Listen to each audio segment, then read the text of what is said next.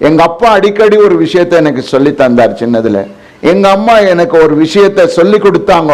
அப்படி என்று உன் பிள்ளைக்கு தலையில உரைக்கிற மாதிரி ஏதாவது நீ சொல்லணும்னா எரேமியா 6:16 இருக்கிற ஆலோசனை தான் சரியான ஆலோசனை.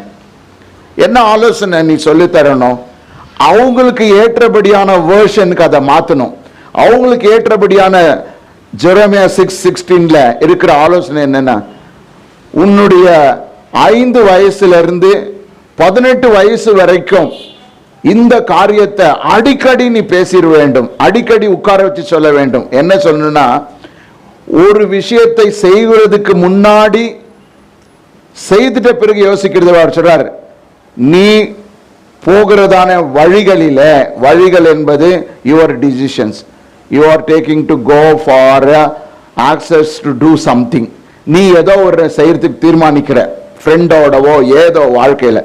ஆனா don't jump in it to do it. Don't force to do it. Don't urgently move on it to do it. கடவுளுடைய சமூகத்தில் அவர் என்ன சொல்றார்? ரொம்ப சிம்பிளா 4 விஷயங்களை உன் பிள்ளைக்கு சொல்லி தரணும். ஒன்று காரியத்தை செய்யறதுக்கு முன்னாடி stop it. Second, ask it. Third, search it. Then fourth, go for it.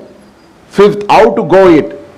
It is peaceful to God, it is peaceful to your parents and to peaceful to your life.